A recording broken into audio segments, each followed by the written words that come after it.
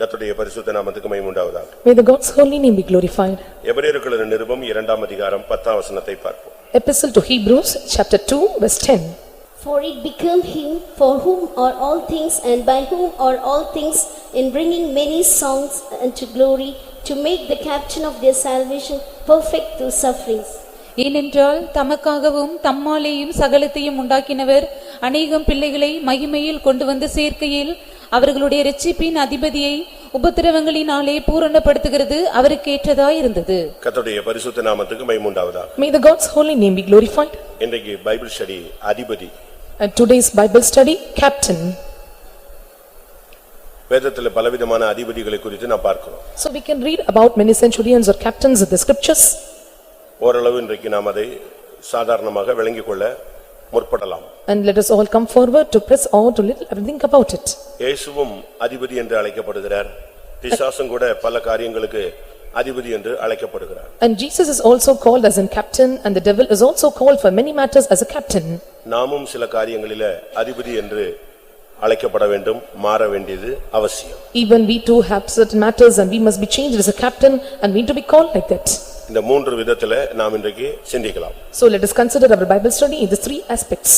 தேவனும் பல காரியங்களுக்கு அதிபதி என்று அழைக்கப்படுகிறார். Even God is also called in certain matters as a பிசாசும் பல captain. காரியங்களுக்கு அதிபதி என்று அழைக்கப்படுகிறான். And even the devil is also called as the captain.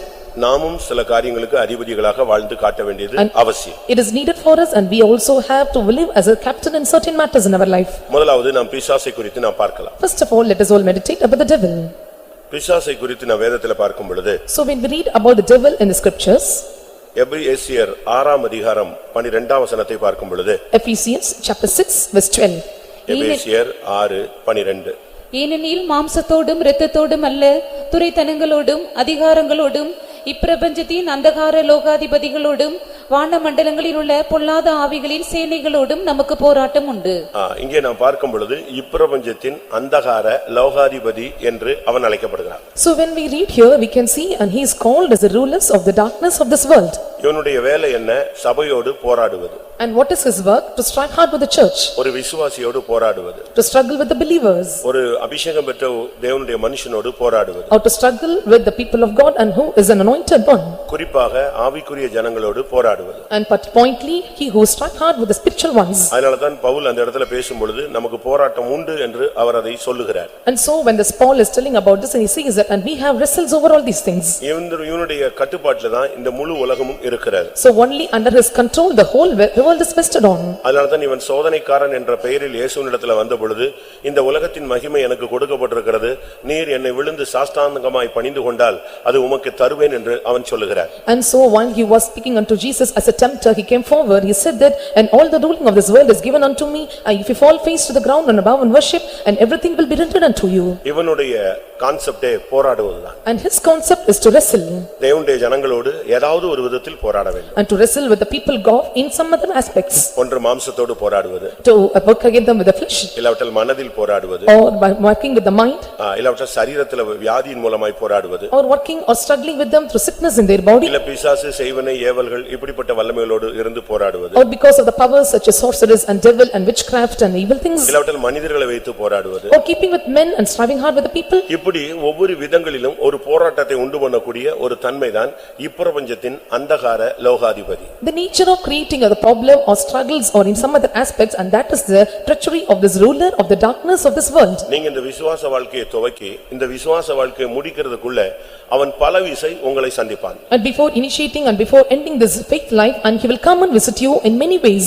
ஒரே பேர்ல வரமாட்டான். And he will not come in the single name. ஒவ்வொரு பேர்ல வருவான். And he will come in different names. ஒரே ரீதியில வரமாட்டான். And he will not come in the same way. வெவ்வேறு ரீதியில வருவான். And he will come in different forms.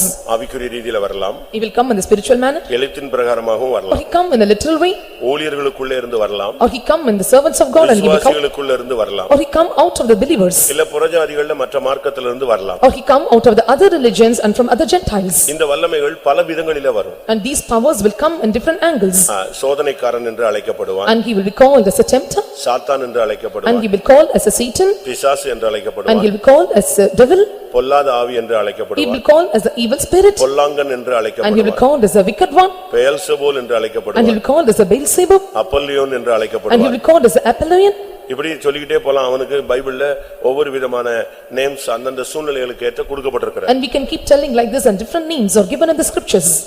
இவன் ஒரு சாதாரண வல்லமை அல்ல. And he is not an ordinary power. இவன் ஒரு தூதனாக இருந்த ஒரு சக்தி. And he was a power who was found as an angel. தூதனாக இருக்கும் பொழுது அவர்களுக்கென்று கர்த்தர் சிங்காசனம், ஆளுகை, அதிகாரங்கள், துரைத்தனங்கள் எல்லாவற்றையும் வைத்திருந்தார். So when he was an angel and the Lord have given them dominion and ruling and principalities and power. இப்பொழுது அவனிடத்திலிருந்து அந்த போஸ்டிங் எடுத்துட்டார். Now the Lord have taken away the posting from him. இப்போ ஒரு பையன் படிச்சிருக்கான்னு வெச்சுக்கங்க. Now consider when the boy have educated. அவனுக்கு அந்த படிப்பு அறிவு இருக்கும். And he will have the knowledge of the studies. அந்த படிப்பின் மூலமா உள்ள அனுபவம் இருக்கும். And he will have the experience in the studies. அந்த படிப்பின் மூலமா உள்ள திறமைகள் இருக்கும். And he will have the talents in the studies. But அவனுடைய சர்டிபிகேட்டை நீங்க எடுத்து புடிங்கி அதை அரெஸ்ட் பண்ணிரலாம். But we can take it of the body and we can arrest him out. Certificate எடுத்து நீங்க கிழிச்சு போட்டுறலாம். And we can take away the certificate and we can tear it out. அவன் படிச்சது அவனுடைய எல்லா எக்ஸ்ட்ரா கரிக்குலர் எல்லாத்தையும் நீங்க ஒளிச்சிரலாம். ஆனா அவன் படிச்சான் பாருங்க அந்த அறிவு அது ஃபுல்லா அவனுக்குள்ள தான் இருக்கும். All his studies and extracurricular activities we can taken out, but the knowledge will be resting in his mind. அதுபோல Likewise, தேவதூதனை தவறு செய்த பொழுது, சிந்தையில் தவறின பொழுது அவனை தேவன் வானத்திலிருந்து மகிமையிலிருந்து தள்ளுகிறார். when the angel of God, when he was corrupted in thoughts and mind, and the Lord have drawn him out, cast him out from heaven. அப்படி கீழே விழும் பொழுது, So when he was fallen down, இப்போ ஒருத்தனை மரத்துல இருந்து கீழே தள்ளி விடுறீங்கன்னு வெச்சுக்கங்க. consider you are making a person to come or cut away from the நேரா வந்து tree. பொத்துன்னு ரோட்ல விழுறவனும் இருக்கிறான். And there are some, they will fall in the road. சிலர் எதை பிடிச்சுக்குவாங்க, ஏதாவது ஒரு கிளையை பிடிச்சு தொங்கிட்டு இருப்பான். And some they hold on the branches and they will keep holy words. அதுபோல Likewise, தள்ளி விடும் பொழுது ஒரு கூட்டம் வந்து வானத்திலேயே செட்டில் ஆயிடுச்சு. so when he was cast down and one group was settled in heavenly place. அடுத்த குரூப் வந்து பூமியில விழுந்து இங்கே செட்டில் ஆயிடுச்சு. And another group they will settle in the earth. இன்னொரு குரூப் அத வந்து வானத்திலே நிப்பாட்ட விடல, பூமியிலே நிப்பாட்ட விடல, கீழே கொண்டு போய் லாக் பண்ணிட்டாரு. And another group he did not make them to stay in the heavenly places as well as in the earth, and he made them to go in the bottomless pit or the stay on the earth. இதுக்கெல்லாம் நமக்கு வசனங்கள் தெரியும். So we all know the verses for all these things. லூக்கா எழுதின சுவிசேஷத்துல நான் 10ஆம் அதிகாரத்துல பார்க்கும் பொழுது இதோ சாத்தான் மின்னலை போல வானத்திலிருந்து விழுகிறதை கண்டேன்னு இயேசு பேசுகிறார். And Jesus speak about the Satan when he was fallen down and he fall down like a lightning. 18 வசனம். லூக்கா 10:18. அவர்களே அவர் நோக்கி, சாத்தான் மின்னலை போல வானத்திலிருந்து விழுகிறதை கண்டேன். இப்ப வானத்துல இருந்து அவன் விழுகிறான்னு இருக்கு. அப்ப வானத்துல தான் இவன் எங்க செய்றான், ஸ்டாண்ட் பண்ணிக்கிட்டான் தன்னை. So now we can see that and he was fall down from the heaven and he stood in heaven.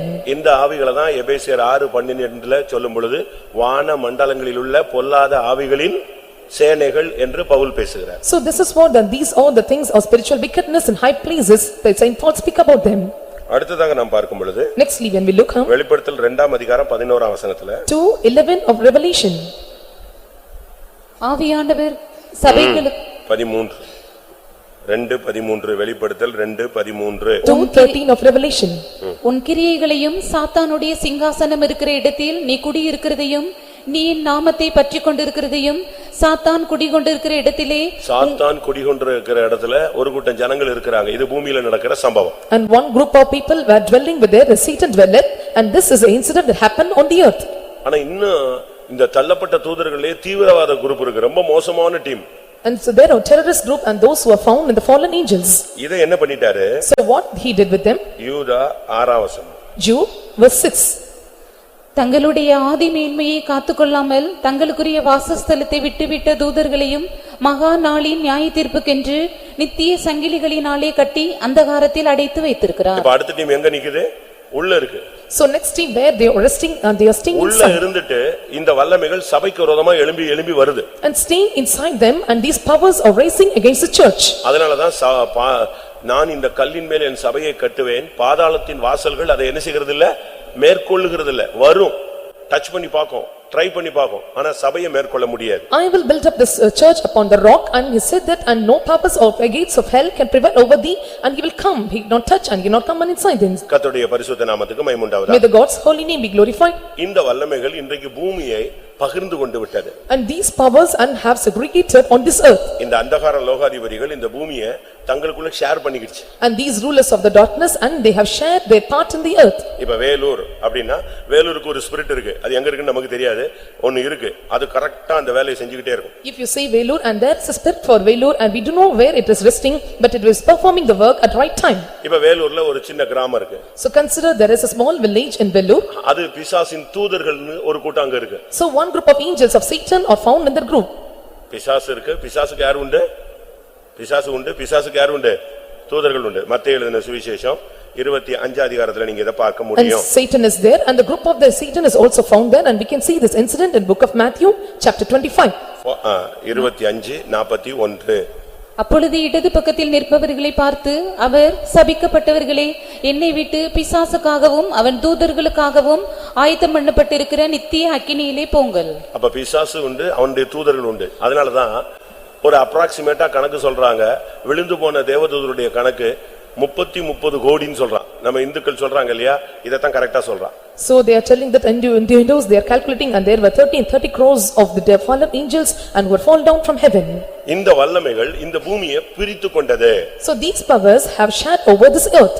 இப்ப வேலூர் எடுத்துக்கிட்டீங்கன்னா ஒரு ஹெட் இருக்கும், மத்ததெல்லாம் பிரான்ச்.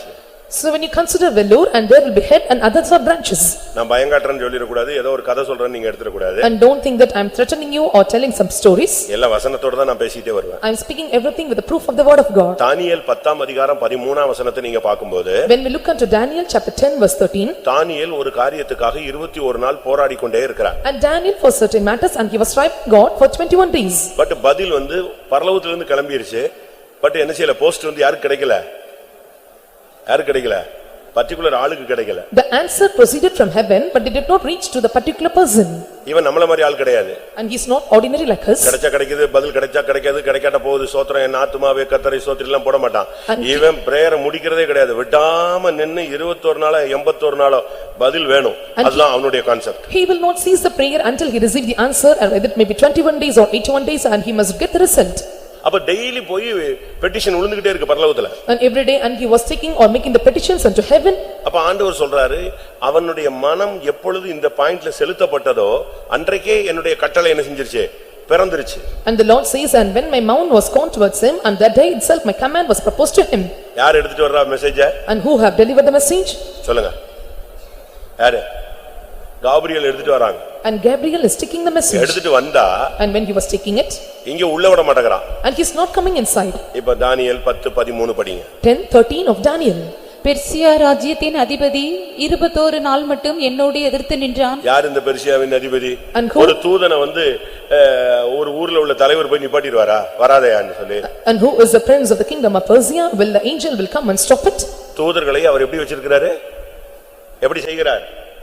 காற்றுகளாக செய்கிறார். அவனை போய் எப்படி ஒரு மனுஷன் போய் காத்த நிப்பாட்ட முடியுமா? And how he created angels, and he created angels like a winds, and he is able for him to stop those winds. அப்ப அவனை பிரேக் பண்றது யாரு? இன்னொரு காத்து இருக்கு. And who is able to break, and there is another wind to break him down.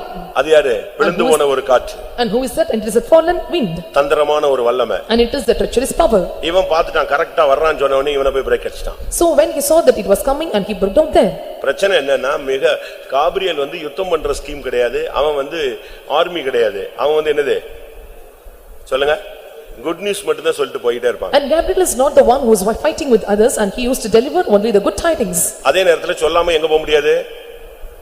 மேலையும் போக முடியாது. At the same time, without informing, he cannot reach up. அதனால வண்டி எங்க நிப்பாட்டிட்டான். And so he made the vehicle to stop. இவன் ஏய் நீ கம்முன்னு இருந்த உடனே அவன் அப்படியே நின்னுட்டே இருக்கறான். 21 நாள் பிரேக் அடிச்சு ஒரு இடத்துல நிக்குது எல்லாமே. So when he says there and keeping and 21 days, and it was broke down and stood on place. இப்ப ஜனத்தின் அதிபதியாகிய மிகாவேலை அனுப்புறார் ஆண்டவர். Now he was making the prince of the people and Michael to stir over the people. Army வந்த உடனே யார் விலகுறா?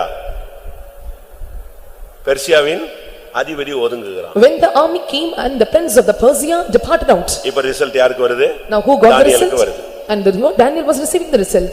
இப்போ அந்த மிகாவேல் திரும்பி போகும்போது சொல்றான், நாம் போன பிறகு கிரேக் அதிபதி வந்துருவான், உஷாராருன்னு சொல்லிட்டு போறான். And now the Michael was telling, when I departing this place, and the prince of this green may come and visit you. Daniel 10:20. 10:20 of Daniel. அப்பொழுது அவன், நான் உன்னிடத்திற்கு வந்த காரணம் இன்னதென்று உனக்கு தெரியுமா? இப்போது நான் பெர்சியாவின் பிரபுவோடே யுத்தம் பண்ண திரும்ப போகிறேன். நான் போன பின்பு கிரேக்க தேசத்தின் அதிபதி வருவான். எப்படி? அடுத்து யார் வந்துருவா? Next நீ அசால்ட்டா இருக்காத, அடுத்து யார் வந்துருவா? இப்ப நான் திருப்பியும் போய் யுத்தம் பண்ண போறேன். யாருக்கு? பெர்சியாவின் அதிபதியோட திருப்பி அடிக்க போறேன். அவன் திருப்பி அடுத்த ஜெபத்தை நிப்பாட்டிட கூடாது. அதனால நான் அதுக்கு போறேன். நான் போன பிறகு யார் வருவா? நெக்ஸ்ட் போஸ்டிங் எடுத்துக்கோ, அந்த இடத்தை வந்து கிரேக் அதிபதி வந்து நிப்பான். And the angel said, and don't be lethargic, and because when I slain over the prince of Persia, so when I am gone, and the next the prince of the Grecia may come and attack you. இவங்க மனிதர்கள் அல்ல. And these are not men. ஒவ்வொரு தேசத்துல இந்தியாவுன்னா இந்தியாவுக்கு பின்னால மோடிக்கு பின்னால ஒரு பெரிய சக்தி உட்கார்ந்திருக்குங்க. So in India behind Modi and the great power was behind him. ஒவ்வொரு ஆட்சியாளர்களுக்கும் பின்னால ஒரு ஆவி இருக்கு. And behind every rulers and there is a spirit behind them. அதுபோல Likewise. நீ இருக்கிற ஒவ்வொரு கிராமத்திலயும் இப்படி ஒரு ஸ்பிரிட் இருக்கு. So in every village that you are resting and there is a spirit behind this village. Habakkuk 3ஆம் அதிகாரம் 14ஆம் வசனம். Habakkuk chapter 3 verse 14. ஆபகுக் 3:14. என்னை சிதறடிப்பதற்கு பெருங்காற்றைப் போல் வந்தார்கள். சிறுமையானவனை மறைவிடத்திலே பட்சிப்பது அவர்களுக்கு சந்தோஷமாயிருந்தது. நீர் அவனுடைய ஈட்டிகளினாலேயே அவனுடைய கிராமத்து அதிபதிகளை உருவக்குத்தினீர். கிராமத்துக்கு யார் இருக்கா? ஒரு சின்ன captain உட்கார்ந்திருக்கான். So who is there in the village and there is a small captain. இந்த கிராமங்களுக்கு எல்லாம் போனீங்கன்னா மண் குதிரை நிக்கும், வாசல்ல சும்மா கத்தியும் கபடாம் வச்சிட்டு கழுத்து இல்லாம கழுத்தோட எல்லாம் சுத்தி நிப்பாங்க. இவங்க எல்லாருமே என்ன ஸ்பிரிட்?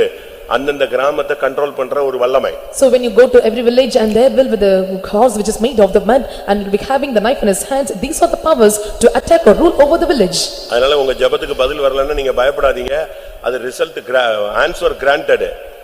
ஆனா பட் பிரச்சனை எங்க இருக்கு? இடையில தான் இருக்கு. அதத்தான் நீ எதிர்த்து போராடி ஜெயிக்கணும். If you receive not answers for the prayers and you don't want to fear or worry about it and you have the strive heart and the answers have received for all your prayers. சரி, இந்த உலகத்தின் இந்த அதிபதியினுடைய இன்னொரு பெயர் உலகத்தின் அதிபதி. So what is the other name for this prince or captain? And he is the prince of this world. சபையை சந்திக்கும்போது அவன் இப்பிரபஞ்சத்தின் அந்தகார லோகாதிபதிங்கிற ஒரு நியூ நேம்ல உள்ள வரான். So when he was visiting the church and he was coming in the name of the rulers of the darkness of this world. ஆனா இயேசுவை சந்திக்கும்போது உலகத்தின் அதிபதின்னு டைரக்டா வரான். So when he was visiting Jesus and he named the name of the prince of the world. டைரக்டா வர்றது நமக்கு எல்லாருக்கும் தெரியும். யோவான் 14:30. 14:30 of John. இனி நான் உங்களுடனே அதிகமாய் பேசுவதில்லை. இந்த உலகத்தின் அதிபதி வருகிறான், அவனுக்கு என்னிடத்தில் ஒன்றுமில்லை. இதுதான் இயேசு சொல்றாரு. டைரக்டா என்கிட்ட வர்றான், உலகத்தின் அதிபதியே வர்றான். And here Jesus said that and the prince of the world cometh near to me. நான் இத குறித்து உங்களுக்கு ஒரு 4-5 வாரத்துக்கு முன்னால பேசணும்னு நினைக்கிறேன். So I hope that I have spoke this matter before 4 or 5 weeks. அப்ப இந்த உலகத்தின் அதிபதியுடைய வேலை என்ன? So what is the work of this prince of the world? இவன் வந்து ரொம்ப எல்லாம் சண்டெல்லாம் போடுறது இல்லங்க. So he will come never and he will not fight with others. அவன் வரும்போது அவனுடையது ஒன்னிடத்துல இருக்கான்னு செக் பண்ணுவான். So when he comes and you must check whether the things of him is found in you. இப்ப செக் போஸ்ட்ல நிப்பாட்டுவாங்க. பிரச்சனை இல்லன்னா நம்மள விட்டுருவான். இல்லன்னு சொன்னா மொத்தத்தையும் கலத்தி திறந்து காட்டுமா. And they will stop you on check post if the nothing is there and they will leave you if there something is found in you and will make you to show everything openly. நான் மதுரை ஏர்போர்ட்ல வந்தபோது So when I came to Madurai airport கிக்கின்னு கத்தி பிடிச்சு.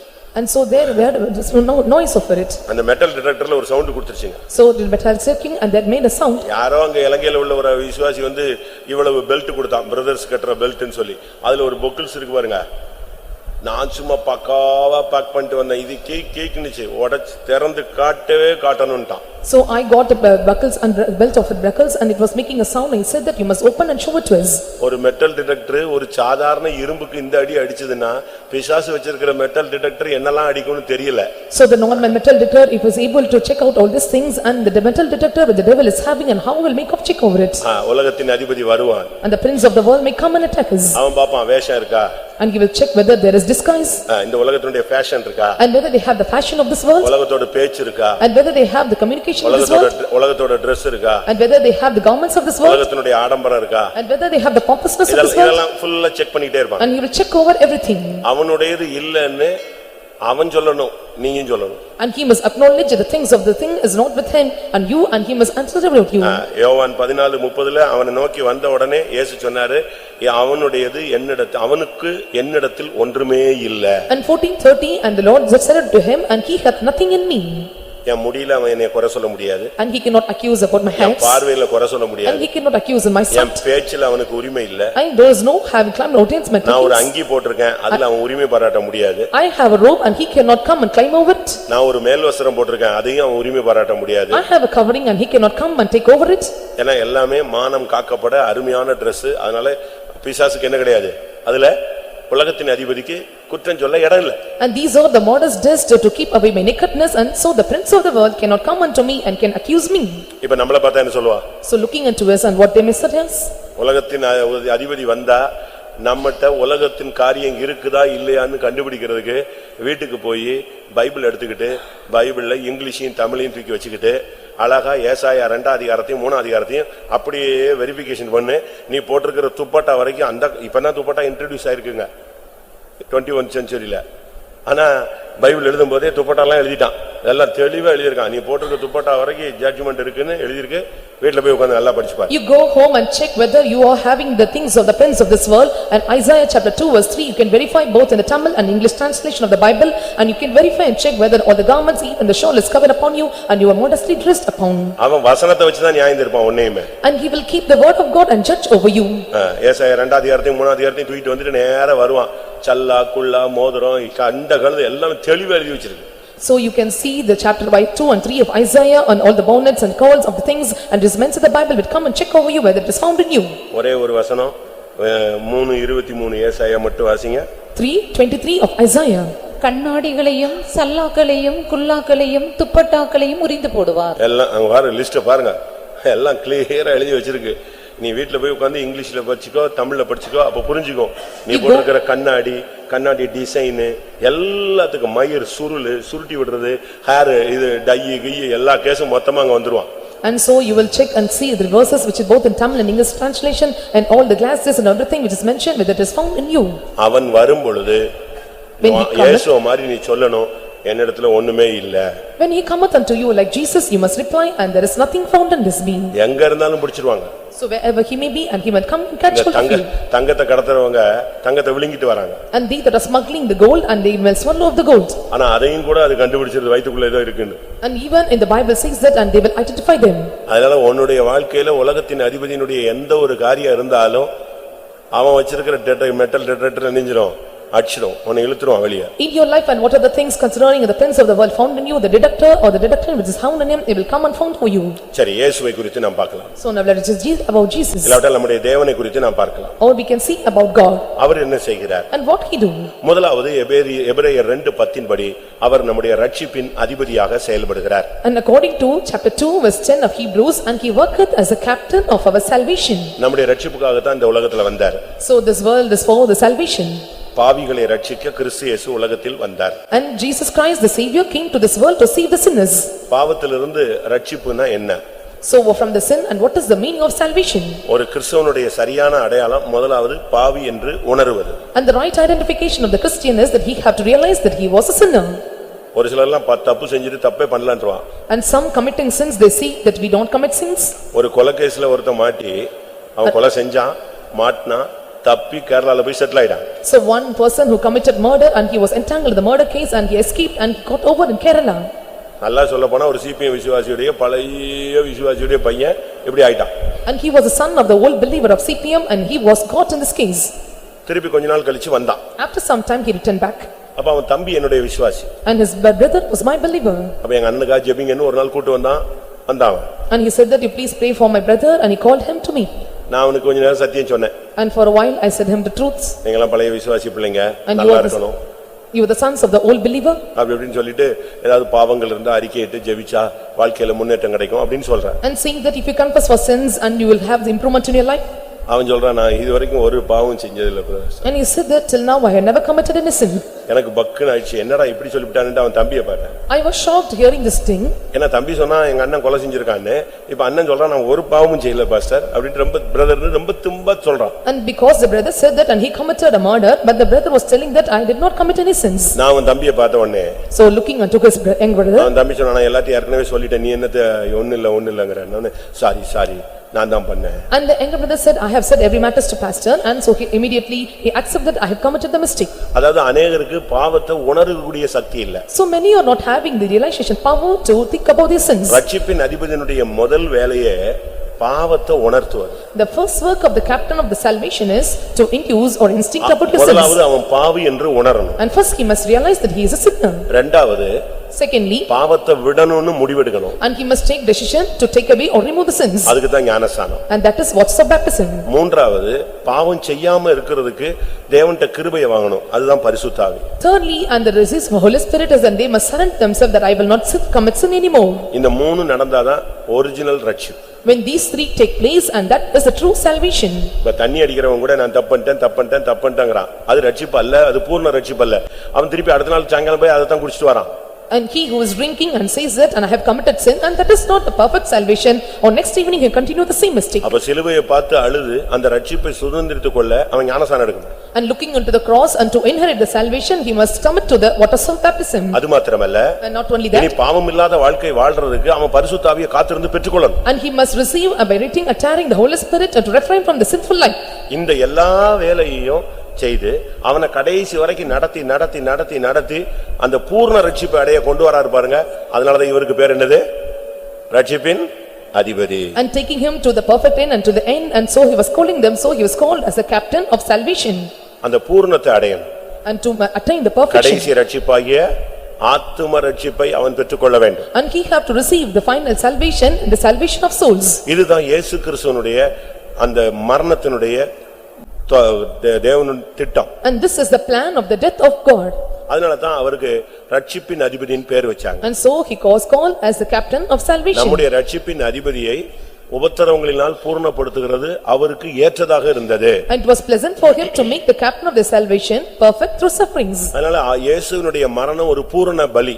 And so the death of Jesus, and it is the perfect of sacrifice. அதுல ரட்சிப்பு மட்டுமல்ல, பூரண வரைக்கும் அதுக்கு சக்தி இருக்கு. And not only perfection, not the death, and there is also the power for perfection. அதனாலதான் அவரை ரட்சிப்பின் அதிபதின்னு அழைக்கிறோம். And so we are calling him as the captain of salvation. இரண்டாவது, Secondly, அப்போஸ்தலருடைய நடபடிகள் 5ஆம் அதிகாரம் 31ஆம் வசனத்தை பார்க்கும் பொழுது, when we look into Acts of the Apostles, chapter 5, verse 31. இஸ்ரவேலுக்கு மனம் திரும்புதலையும் பாவ மன்னிப்பையும் அருளுகிறதற்காக அவரை அதிபதியாகவும் இரட்சகராகவும் தமது வலது கரத்தினாலே உயர்த்தினார். இரண்டாவது, அவர் பாவ மன்னிப்பை அருளும் அதிபதி. Secondly, and he was a prince to give us the forgiveness of sins. இஸ்ரவேலுக்கு பாவ மன்னிப்பை அருளும்படியாக அவரை அதிபதியாக தெய்வம் உயர்த்தினார். And the Lord appointed or exalted him as a prince or savior to give repentance to Israel. பாவங்களை மன்னிக்க மனிதகுமாரனுக்கு மட்டுமே அதிகாரம் இருக்கிறது. And only the Son of Man is having the power and authority to forgive the sins. அதனால பாவத்தை மன்னிக்கிறதுக்காக தான் அவர் தன்னுடைய சொந்த இரத்தத்தினாலே பாவ மன்னிப்பாகிய மீட்பை உண்டு பண்ணினார் என்று சொல்லி இருக்கிறது. And so it is said that to forgive the sins and through his own blood, and he made the redemption of sins. அதனால இந்த மன்னிப்புங்கிறதை நம்ம சரியா பெற்றுக்கணும். So we have to use the forgiveness in a right manner. இந்த மன்னிப்பு ஒரு மனுஷனுக்கு சரியா கிடைச்சிருச்சுன்னா அவனுக்கு விடுதலையின் ஜீவியம் நிச்சயமாய் சாத்தியம். When a person perfectly receives this forgiveness, and it is possible for him for the life of deliverance. நமக்கு மன்னிப்பு கிடைக்குது, திருப்பி அந்த மன்னிப்பு ரிஜெக்ட் ஆயிடுது. அதான் பிரச்சனை. We are getting the forgiveness and suddenly or immediately we are losing it. நல்லா கவனிங்க. Listen carefully. நீங்க இன்னைக்கு ஒரு சுத்திகரிப்பு கூட்டத்துல நீங்க சுத்திகரிக்கிறீங்க. And today in a sanctification meeting you are sanctifying yourself. அறிக்கையிடுறீங்க. And you are confessing. அறிக்கையிட்ட பின்பு After confessing, ஆண்டவர் மன்னிச்சிட்டாருன்னு பாட்டெல்லாம் பாடி அபிஷேகம் நிறைஞ்சு ராபோஜனம் எடுத்துறீங்க. and the particular person, he was filling in a song and he was taking the part in communion. Bible சொல்லுகிறது அவைகளை தன்னுடைய முதுகுக்கு பின்னால எறிந்து விட்டாரு, சமுத்திரத்தின் ஆழத்துல போட்டாரு, அப்படிலாம் நம்ம பேசுறோம். And Bible says that we have taken or put him the behind or put him into the depth of the sea. இவைகளெல்லாம் உண்மைதான். And these are all true. ஆனா இதுல இன்னொரு பிரச்சனை இருக்கு. But there is another problem in it. பாவத்தை மன்னிச்சிடுறாரு. And you have forgiven the sins. ஆனா இந்த பாவ மன்னிப்பை நீ காப்பாத்தணும். But you have to preserve the forgiveness of sins. புரியுதா உங்களுக்கு? Can you understand? பாவங்கள் மன்னிக்கப்படுது. இந்த பாவ மன்னிப்பை நீ கடைசி வரைக்கும் காத்துக்கொள்ள வேண்டும். Your sins are forgiven, but till the end you have to preserve the forgiveness of sins. இப்ப ஒருத்தன் வந்து அத குறித்து நீங்க பைபிள்ல படிச்சீங்கன்னா, So when you read about a particular person in the Bible, ஒருத்தன் வந்து ஒருத்தன்ட்ட காசு வாங்கிடுறான். and he got a money from a particular person, அப்ப அவன் வந்து இவன்ட்ட காசு கேக்குறான். and he asked money from him. அப்ப இவன் என்ன பண்றான்? So what he did, ஐயா நான் கொஞ்ச நாள் வெயிட் பண்ணுங்க, நான் தந்துறேங்கறான். and he said that you please play for a line and I will return it back. எப்படியாவது நான் கொடுத்துருவேன், நான் கொடுக்காம உங்களை ஏமாத்தவே மாட்டேன். And he said that somehow I will return it to you, I will not deceive you. இத குறித்து நீங்க மத்தேயு 18ஆம் அதிகாரத்துல படிக்கலாம். And you can read about this in Matthew chapter 18. அப்ப இவன் அவனுடைய கஷ்டத்தையும் அவனுடைய வேதனையும் பார்த்து அந்த கடன் கொடுத்த ஆளு வந்து மனது இறங்கிடுறான். So looking into the difficulties and pains, and one who given the money and he had compassion over him. அவனை விடுதலை பண்ணிடுறான். And he delivered him. கடனை மன்னிச்சிட்டான்னு பைபிள் சொல்லுது. And the Bible says, and he forgiven the debts. 26 27 26-27. அப்பொழுது அந்த ஊழியக்காரன் தாழ விழுந்து வணங்கி, ஆண்டவனே என்னிடத்தில் பொறுமையாயிரும், எல்லாவற்றையும் உமக்கு கொடுத்து தீர்க்கிறேன் என்றான். அந்த ஊழியக்காரனுடைய ஆண்டவன் மனதிறங்கி அவனை விடுதலை பண்ணி கடனையும் அவனுக்கு மன்னித்து விட்டான். இதான் உண்மை. And this is the fact.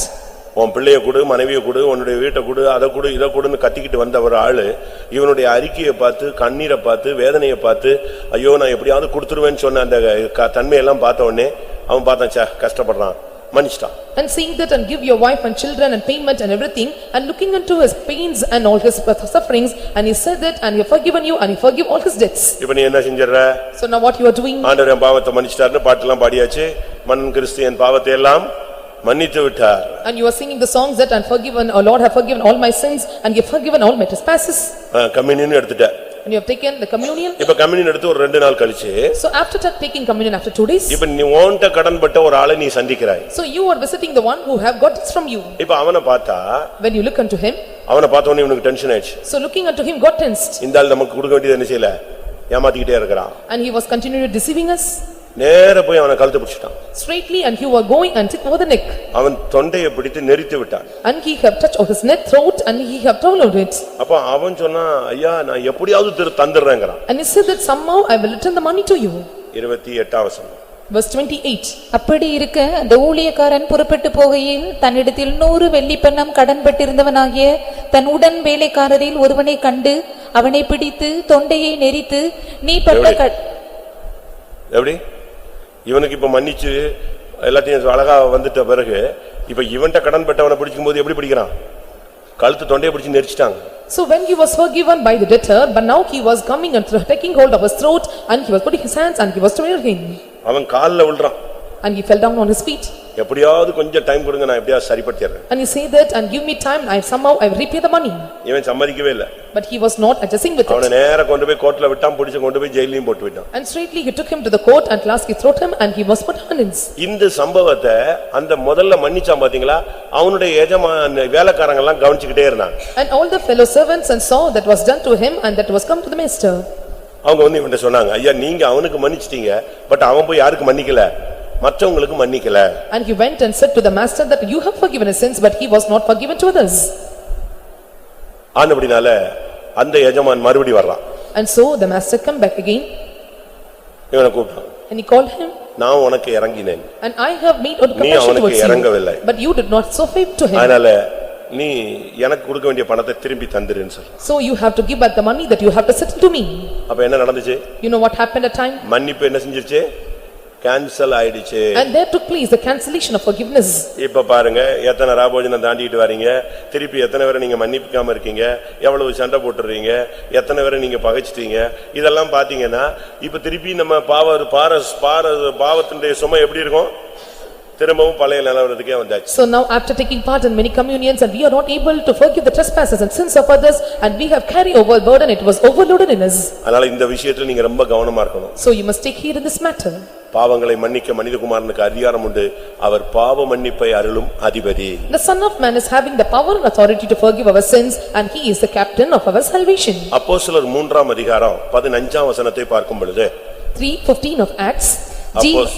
அப்போஸ்தலர் 3:15 ஜீவாதிபதியை கொலை செய்தீர்கள் இயேசு ஜீவாதிபதி என்று அழைக்கப்படுகிறார். So Jesus here is called as the Prince of Life.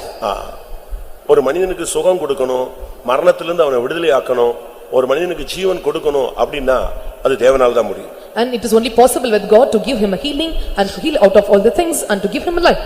ஜீவாதிபதி. And he is the Prince of Life. அவர் ஜீவ சுவாசத்தை ஊதின பொழுது மனுஷன் எப்படி மாறிட்டான்? ஜீவ ஆத்துமாவாக மாறினான். So when he breathed his living all and the man become a living soul. அதனால நாம் இந்த நாட்கள்ல அவர் மூலமாக தான் ஜீவனை பெற்றுக்கொள்கிறோம். So through him we are receiving life.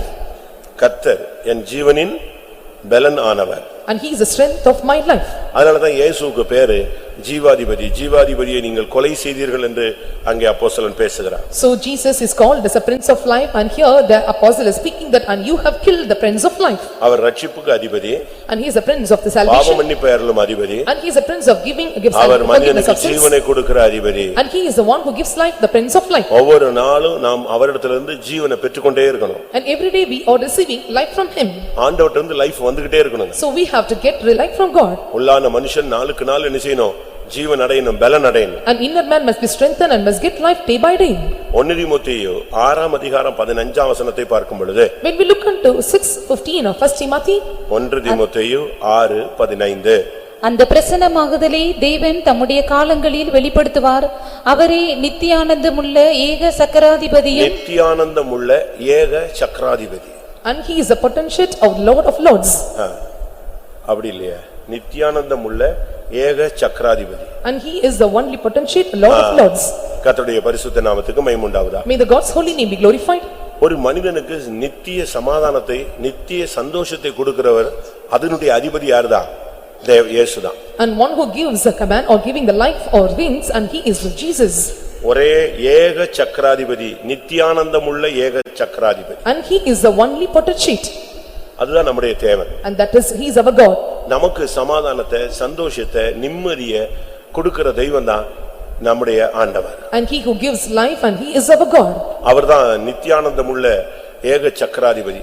சமாதானத்துக்கும் சந்தோஷத்துக்கும் அவர் மகிழ்ச்சிக்கும் அவர்தான் அதிபதி. And he is the only potentate, and he is our life giver, and he is the peace giver, and he give us joy to us. அதனாலதான் கிறிஸ்தவ வாழ்க்கையில ரட்சிப்பு, பாவ மன்னிப்பு, ஜீவன், அதற்கு அடுத்து நித்திய சந்தோஷம். So in Christian life are giving the forgiveness of sins, and then after peace, and we have the eternal life from him. அவருடைய சமூகத்தில் சொல்லுங்க, அந்த வசனம் தெரியாதா? சங்கீதத்துல எங்க இருக்கு? அவருடைய சமூகத்தில் பரிபூர்ண ஆனந்தமும் நித்திய 16:11. ஜீவ மார்க்கத்தை எனக்கு தெரியப்படுத்துவீர், உம்முடைய சமூகத்தில் பரிபூரண ஆனந்தமும் உம்முடைய வலது பார்சத்தில் நித்திய பேரின்பமும் உண்டு. அவருடைய சமூகத்துல பரிபூர்ண ஆனந்தம். And we have the fullness of joy in his presence. நித்தியமான ஆனந்தம் ஆண்டவருடைய, அவர்தான் அதுக்கு அதிபதியாக இருக்கு. And we have the pleasures forevermore, and he will be the captain for it. அதனால தேவனை நீங்கள் பல விதங்கள்ல அனுமதிக்கலாம். So we have to experience God in diverse ways. அவர்தான் அதிபதி. And he is our captain.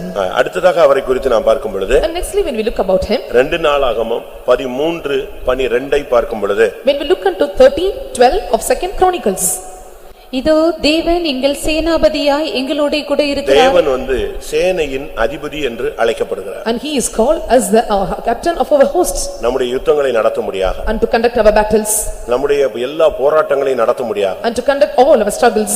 ஒரு நாள் அல்ல, 2 நாள் அல்ல, வாழ்நாளிலே எந்தெந்த நேரங்களில் யுத்தம் வருதோ அந்த இடத்துல எல்லாம் யார் நிப்பா? அவங்க சொல்றாங்க, எங்கள் சேனாபதியாக கர்த்தர் இருக்கிறார். So as a captain of our host, and he is before us, and to conduct all our battles throughout our life. பழைய ஏற்பாட்டிலும் புதிய ஏற்பாட்டிலும் எத்தனையோ யுத்தங்கள் நடந்தது நமக்கு எல்லாருக்கும் தெரியும். And we all know that in Old Testament as well as in New Testament, and many battles were conducted. புதிய ஏற்பாடு முழுவதும் ஆவிக்குரிய போராட்டங்களை யுத்தங்களை வர்ணிக்கிறது. And throughout the New Testament, and he was taking or he was depicting over the spiritual wars. பழைய ஏற்பாடு முழுவதும் எழுத்தின் பிரகாரமான யுத்தங்கள். And Old Testament fully, and it was literal wars. புதிய ஏற்பாட்டில் வரும் பொழுது, when we come to the New Testament, எங்களுடைய போராயுதங்கள் மாம்சத்துக்குரியவைகள் அல்ல, அவைகள் அரண்களை நிர்மூலமாக்கத்தக்க தேவ பலமுள்ளவைகள் என்று பவுல் பேசுகிறார். So Saint Paul is telling that our strongholds it is of not warfare, and it is of the things to make away of the Lord's things. யோசுவா ஒரு இடத்துல நிக்கும்போது, so when Joshua stood in one place, திடீர்னு ஒரு ஆள் நின்னார். and one came to saints, ஒரு உருவின பட்டயத்தோட ஒருத்தன் நின்னான். and he stood there with a drawn sword.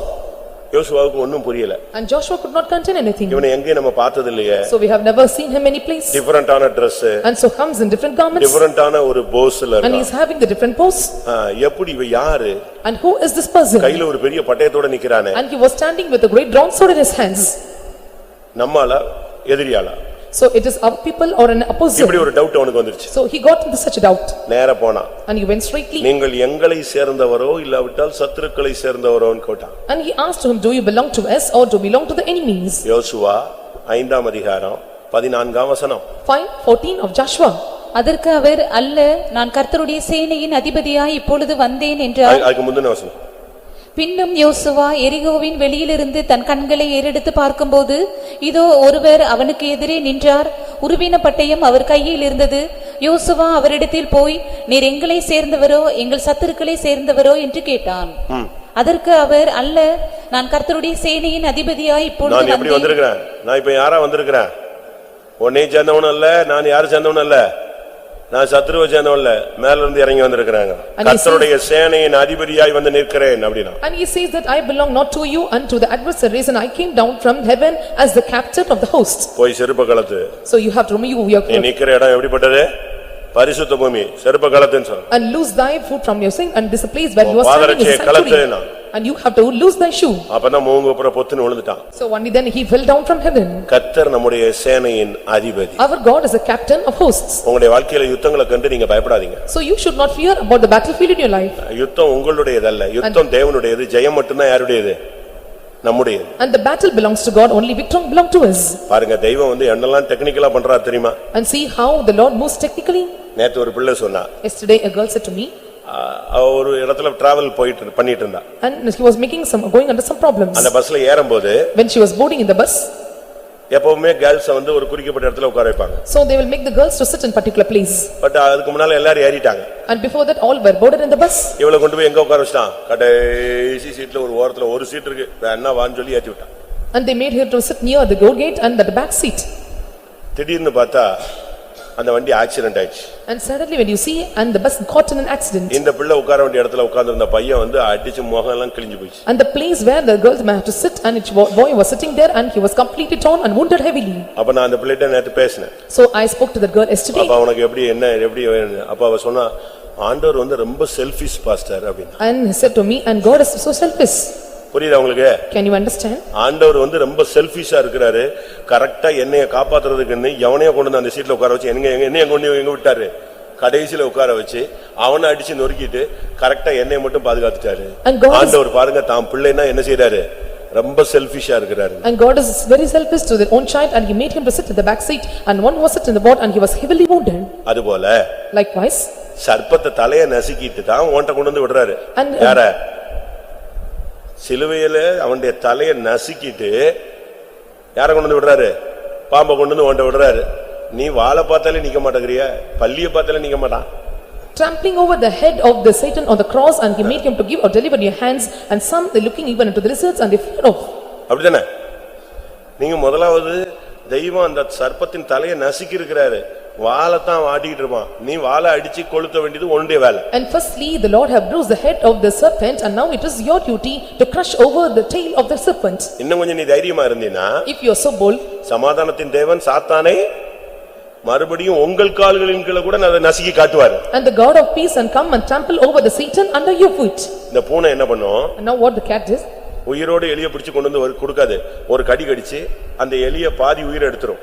It will not bring the rat alive and it will make a little bit a bite and then after it will make you to come and rinse. குற்றுயிரா கொண்டு வந்து இந்த சின்ன பூனை குட்டிட்ட கொடுக்கும். It brings half dead and will give to the young ones. என்ன நல்லா கொண்டு வந்து விட்டா அது ஓடியே விடுமே? Because it was brought in a better way it may run away. அதுபோல Likewise தேவன் சர்ப்பத்தின் தலையை நசுக்கிட்டு தான் உன்கிட்ட வந்து கொடுக்கிறாரு. நீ வாளை துண்டு துண்டா வெட்டி கொளுத்தணும். அதான் உன்னுடைய வேலை. And the Lord bruised the head of the serpent and was delivered in your hands and you have to cut off the tail and that is your duty. அவருடைய பேர் என்ன? And what is his name? என்ன பேரு? சேனையின் Athiban. And is called as the captain of hosts. அடுத்து ஆதியாகமம் 18ஆம் அதிகாரம் 25ஆம் வசனம். Nextly chapter 18 verse 25 of Genesis. ஆதியாகமம் 18:25. துன்மார்க்கனோடே நீதிமானையும் சங்கரிப்பது உமக்கு தூரமாயிருப்பதாக, நீதிமானையும் துன்மார்க்கனையும் சமமாய் நடப்பிப்பது உமக்கு தூரமாயிருப்பதாக, சர்வலோக நியாயாதிபதி நீதி செய்யாதிருப்பாரோ என்றார். அவருக்கு பேர் என்னது? சொல்லுங்க. நம்ம ஆராதிக்கிற தெய்வத்துக்கு என்ன பேரு? உனக்கு பிரச்சனை, உனக்கு இன்னொருத்தனுக்கு ப்ராப்ளம் அப்படின்னு சொன்னா நீ யார்கிட்ட போயிடலாம்? அவர் உனக்கு எப்படி காட்சி கொடுப்பாரு? சர்வலோக நியாயாதிபதியாய் வருவார். And what is the name of the Lord who worship and when you are having or entangled in some problems and he will be manifested as a judge of all the earth. பாவ போராட்டமா இருந்தால் உனக்கு ரட்சிப்பின் அதிபதியாய் வருவார். And if you have the struggles of sins he come forth as the captain of your salvation. பாவ மன்னிப்பின் என்ற இடத்துல பாவ மன்னிப்பை அருளும் அதிபதியாய் வருவார். So the place where he ought to give you forgiveness and he will come as a prince of forgiving you. உனக்கு வியாதி பலவீனமா இருந்து நீ போராடி கொண்டிருந்தால் உனக்கு ஜீவாதிபதியாய் வருவார். When you have sickness and when you have all these problems and he will come as a prince of life to deliver you. துக்கம் வேதனை சஞ்சலம் தவிப்பு புலம்பல் இருந்தா உனக்கு நித்தியானந்தம் உள்ள அதிபதியாய் வருவார். When you have sorrows, when you have problems, when you have diverse kinds of sufferings and he will come as the potentate. வாழ்க்கையில போராட்டங்களும் யுத்தங்களும் பின்னாலே வந்து கொண்டே முன்னும் வந்து கொண்டே இருந்தால் அவர் சேனையின் அதிபதியாய் வருவார். When the struggles, when the problems is coming after you like a battles and he will come as a captain of hosts behind you. உனக்கு பிரச்சனைகள் வாதிட்டு உனக்கு உன்னோடு வழக்காடி பொறாமை போட்டிகள் பயங்கரமான எதிர்ப்புகளுக்குள்ள நீ போய் கொண்டிருந்தால் அவர் சர்வலோக நியாயாதிபதியாய் வந்து உன் நியாயத்தை பட்டப்பகலை போல வெளிச்சமாக்குவார். So when you are going through all kinds of problems and competitions and envious things and jealous over the people and will come as the judge of all the earth and he will come and judge over you. கர்த்தருடைய பரிசுத்த நாமத்துக்கு மகிமை உண்டாவதாக. May the God's holy name be glorified. நாம நினைக்கிறோம் மோடி ஆளுகை செய்கிறாரு, அவருக்கு பின்னால ஆவி இருக்குன்னு. அந்த ஆவிக்கும் பின்னால ஒருத்தர் இருக்கிறாரு, அவர்தான் ஆண்டவர். அவர்தான் அவனையும் சேர்த்து கண்ட்ரோல் பண்றாரு. And we are thinking that and Modi is ruling over and he the one spirit which is behind Modi and the Lord is taking control over the spirit too. புரியுதா உங்களுக்கு? Can you understand? என்னதான் மோடி தலைகீழ dive அடிச்சாலும் permit மேல இருந்து என்ன செய்யணும்? வந்தாதான் அவர் அங்க அசைய முடியும். And so whatever the more he can perform his work by doing sit down, and only when the permit comes from above and he can put forth the matters. அதனாலதான் வெளிப்படுத்தல் 1:5 சொல்லி இருக்கு அவர் பூமியின் ராஜாக்களுக்கு அதிபதி. So in 1:5 of Revelation it is said that and he is the king of this rulers of this earth. வெளிப்படுத்தல் 1:5 1:5 of Revelation. உள்ள சாட்சியும் மரித்தோரிலிருந்து முதற் பிறந்தவரும் பூமியின் ராஜாக்களுக்கு அதிபதியுமாகிய. எப்படி அவர் யாரு? பூமியில இருக்கிற எல்லா கிங்டம்ஸுக்கும் பின்னால ஆளுகை செய்யறவங்களுக்கு பின்னால யார்தான் அதிபதியா இருக்கிறது? யார்தான்? தெய்வம் தான். And who is the prince behind everyone that they are ruling over the kingdoms, and he is the Lord who is called as the prince of the kings of the earth. இதை தானியேல் 8:25 பாக்கும்போது, so when you look about this in Daniel chapter 8 verse 25, தானியேல் 8:25, அவன் தன் உபாயத்தினால் வஞ்சகத்தை கைகூடி வரப்பண்ணி தன் இருதயத்தில் பெருமை கொண்டு நிர்விசாரத்தோடு இருக்கிற அநேகரை அழித்து அதிபதிகளுக்கு அதிபதியாயிருக்கிறவருக்கு விரோதமாய் எழும்புவான். அதிபதிகளுக்கு அதிபதியாயிருக்கிறவருக்கு விரோதமாய் எழும்பி வருவான். and he shall also stand up against the prince of the princes. சரி, நான் முதலாவது பிசாசு ஒரு அதிபதின்னு பார்த்தோம். And first of all we saw the devil is a prince. அவன் எப்படி இந்த உலகத்துல பிரிச்சுக்கிட்டு வேலை செய்யறான். and how quickly and he was working in this world. இயேசுட்ட எப்படி வந்தான். and how he came with Jesus.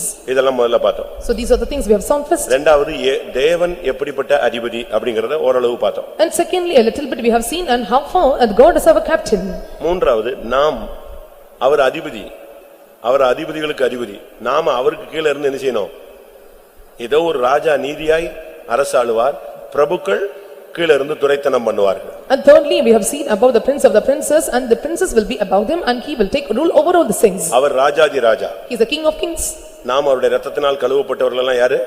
ராஜாக்களும் ஆசாரியர்களும். and we who are washed by his blood and we are kings and priests. அப்ப நாம இந்த நாட்களில அதிபதிகளாக மாறணும். so we too must be changed as a captain in these days. ஆண்டவரோடு நாம் போய் ஆளுகை செய்றோம்னா நமக்கும் அந்த அதிபதியின் அபிஷேகம் இருக்கு. and we who are going to rule over God in heaven and we also having the anointing of prince. சவுல அபிஷேகம் பண்ணும் பொழுது கர்த்தர் சொன்னார், என் ஜனத்துக்கு மேல இவனை அதிபதியாய் அபிஷேகம் பண்ணுன்னு சொன்னார். when the Saul was anointed and he was said unto him, and you have to make him a captain over my people. அப்ப நமக்கும் அதிபதியினுடைய அபிஷேகம் தேவை. so we are in need of the anointing of a captain. எவைகளிலே அதிபதிகளாக நாம் இருக்க வேண்டும்? so in what are the things, and we must be the prince over the matters. 2 ராஜாக்கள் 20:5 பார்க்கும் பொழுது, when we look into 2 Kings chapter 20 verse 5, நீ திரும்பி போய் என் ஜனத்தின் அதிபதியாகிய எசேக்கியாவை நோக்கி. எசேக்கியாவை குறித்து சொல்லி இருக்கிறது என் ஜனத்தின் அதிபதி.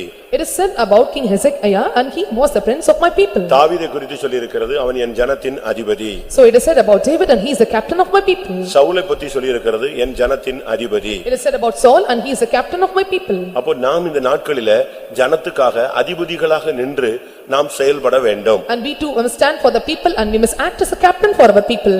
வாலிபர்கள் கூட அதிபதிகளாக மாற வேண்டும். and even the youths must be changed as a captain. ஏசாயா 3:4 ஏசாயா 3:4 3:4 of Isaiah.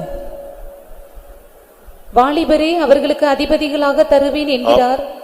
வாலிபர்களை அவர்களுக்கு அதிபதிகளாக தருவேன். I will give the youths or children to be their princes. வாலிபர்கள் இந்த நாட்களில தேவனுடைய அந்த ஊழியத்துல அதிபதிகளாக கர்த்தருடைய காரியங்களில் நீங்க வந்து நிக்கணும். and youths you must come as a captain in all the matters of God. அந்நியர்களை போல இருக்க கூடாது. and you should not be like a stranger. நீங்க பாருங்க கட்சிகள்ல சினிமாக்கள்ல ஐயோ எவ்வளவு வாலிபர்கள் அழியறாங்க. in parties and cinemas we can see there were thousands of youths and were destroyed. போதையில எவ்வளவு பேர் அழியறாங்க தெரியுமா? we know many are destroyed in drugs. நம்முடைய வாலிபர்கள் இந்த நாட்களில் ஆவிக்குரிய ஜீவிதத்தில் எழும்பி நிக்கணும். our youths must stand in the spiritual matters. நல்ல அபிஷேகம் இருக்கணும். and they must have the fullest of anointing. சரியான அபிஷேகம் இருந்தா உன்னை விட மாட்டார். and if you have right anointing and he will never leave you.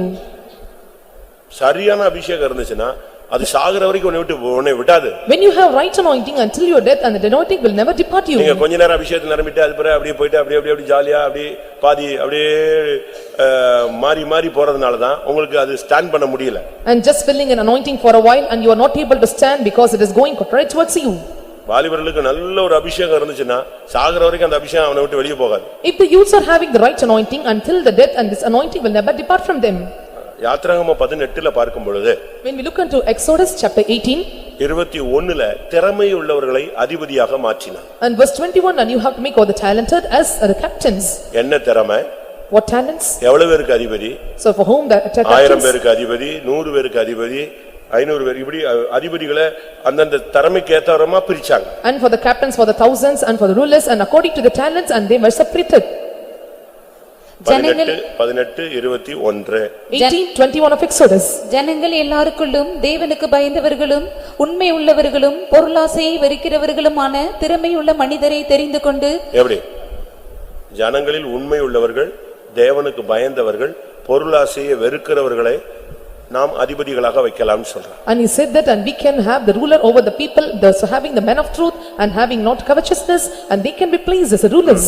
வாசி. அடுத்து வாசி. அவர்களை 1000 பேருக்கு அதிபதிகளாகவும் 100 பேருக்கு அதிபதிகளாகவும் 50 பேருக்கு அதிபதிகளாகவும் 10 பேருக்கு அதிபதிகளாகவும் ஏற்படுத்தும். யாருக்கு அதிபதி ஆகணும்னா என்ன தகுதி? So to become a ruler and what are the qualifications? உண்மை உள்ளவர்கள், and they that are faithful, தேவனுக்கு பயந்தவர்கள், and they that are பொருளாசையை வெறுக்கிறவர்களுமாகிய திறமை உள்ளவர்கள். and having covetousness, and these people those who are evil men. ஒருத்தனை அடிக்கிறது திறமை இல்ல. It is not beating on as a talent. வாயின் வார்த்தையினால மடக்குவது திறமை அல்ல. It is not a talent to divert them through the words of the mouth. நல்ல தொழில் பண்ணுவது திறமை அல்ல. It is not a talent to do a good business. இல்ல உலகத்துல எந்த காரியங்களிலும் நீங்க ரொம்ப ஸ்கில்ஃபுல்லா இருக்கீங்க, கன்னிங்கா இருக்கீங்கங்கிறது திறமை அல்ல. And being a skillful in cunning matters in the world, and that become not a talent. Bible சொல்லுகிற திறமை என்ன? And what is the Bible says about the talents? உண்மையா இருக்கணும், அதான் உன் திறமை. And you must be faithful, and that is your talent. நீ தேவனுக்கு பயந்தவனா இருக்கணும், அதான் உன் திறமை. And you must be godly fearing, and that is a talent. எந்த சூழ்நிலையிலும் பொருளாசையை வெறுக்கணும், அதுதான் உன் திறமை. At any situations you have to hate the covetousness, and that is your talent. உங்களுக்கு எல்லாம் பல டாலன்ட் இருக்கும், ஆனா இந்த டாலன்ட் இருக்கான்னு பாருங்க. And you may have many talents, but check now whether you have these talents. ஏமாத்துறதுக்கு உங்களுக்கு நல்லா கத்து வச்சிருப்பீங்க. And you have learned to deceive others. பொய் பேச கத்து வச்சிருப்பீங்க. And you have learned to speak lies. இன்னும் என்னென்ன திறமை எல்லாம் உங்களுக்கு கலைகள் மாதிரி வச்சிருக்கீங்க. And you are having like an art of telling lies or doing many talents. எல்லாம் இதெல்லாம் திறமை அல்லன்னு பைபிள் சொல்லுது. The Bible says and these are all not talents. Bible சொல்ற திறமை உண்மையா நின்னு அதான் உன் திறமை. And the talent says by the Bible you must stand faithfully. தேவனுக்கு பயந்து நிக்க முடியுமா? அதான் திறமை. And can you able to fear God, and that is the talent. என்ன ஆசை வந்தாலும் பொருளாசையை நீ வெறுக்கிறவனா நிக்கணும். So whatever lust and desires you may have, but you have to hate the covetousness. நியாயாதிபதிகள் 2ஆம் அதிகாரம் 18ஆம் வசனம். 2:18 of Judges. நியாயாதிபதிகள் 2:18.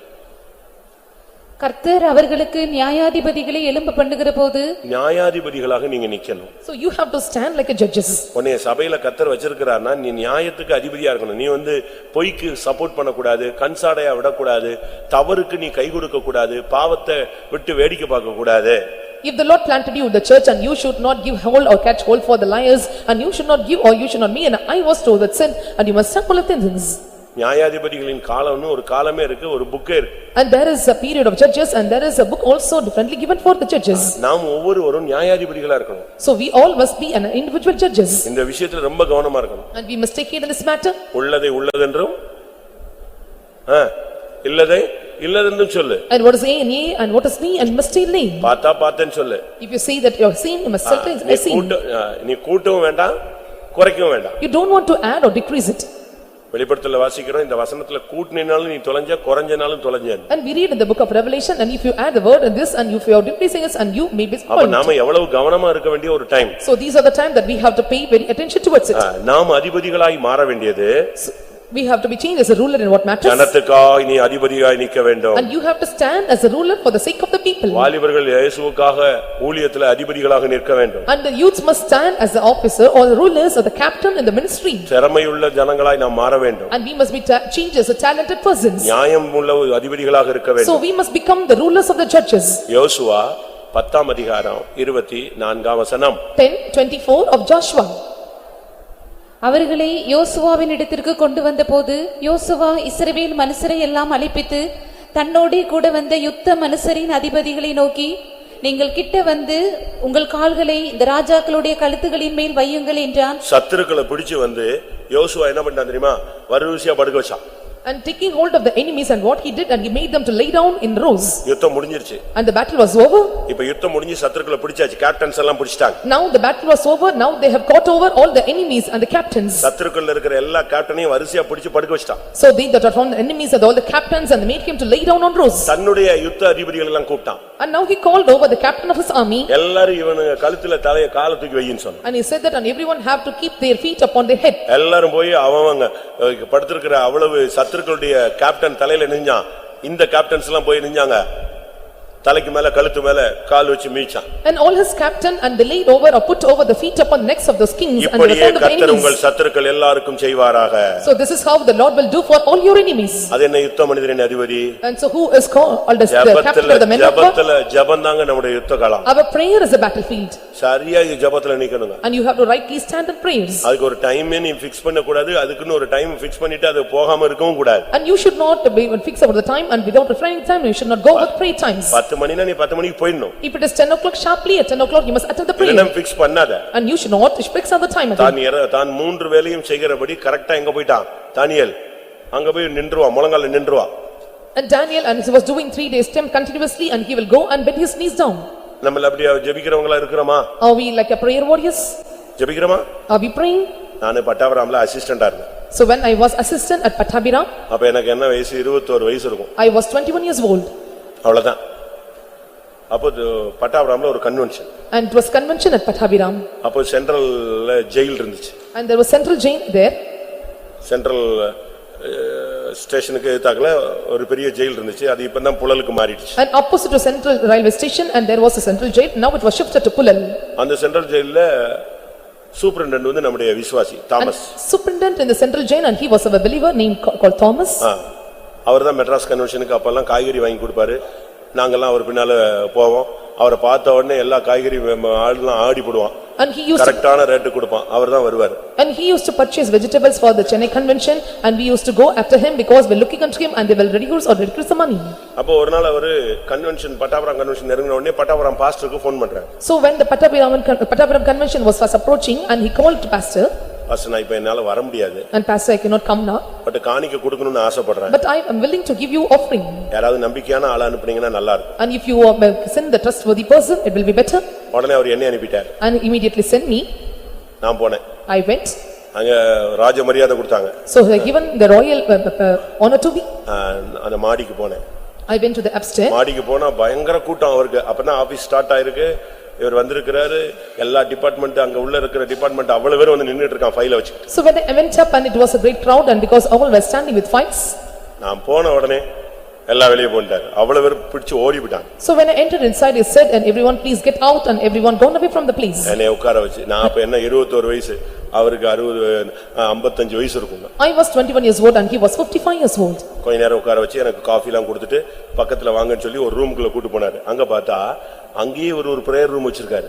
He made me to sit there for a while and he gave me a provided coffee and there was a room nearby and there was also a lot of a prayer room. அங்க போன உடனே முழங்கால் போட்டு எனக்கா ஜெபம் பண்ணுங்கன்னாரு. நான் ஒரு 2-3 நிமிஷம் நின்னு ஜெபிச்சேன்.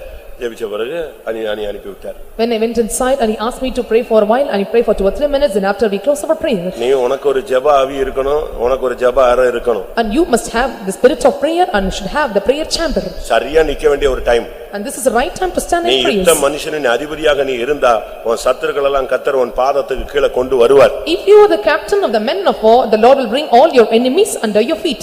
சரியான ஜெபம் பண்ணணுங்க. And you must offer a right prayer. தானியேலை போல. Like Daniel. பதில் கிடைக்கிற வரைக்கும் விடக்கூடாது. Until you get answers and you should not leave him. அது மாத்திரமல்ல. And not only that. நியாயாதிபதிகள் 5ஆம் அதிகாரம் 9ஆம் வசனம். 9 of Judges. ஜனங்களுக்குள்ளே தங்களை மனப்பூர்வமாய் ஒப்புக்கொடுத்த இஸ்ரவேலின் அதிபதிகளை என் இருதயம் நாடுகிறது. ஜனங்களுக்குள்ளே மனப்பூர்வமாய் தங்களை ஒப்புக்கொடுத்த ஜனங்களின் அதிபதிகளை கண்டு என் இருதயம் பொங்குகிறது. My heart is toward the governors of Israel that offered themselves willingly among the people. நீ அதிபதியா மட்டும் இருக்கிறதல்ல மனப்பூர்வமாய் சத்தியத்துக்கு ஒப்பு கொடுக்கணும். And not only you should not be a governor or a captain and willingly you must offer yourself for the word of God.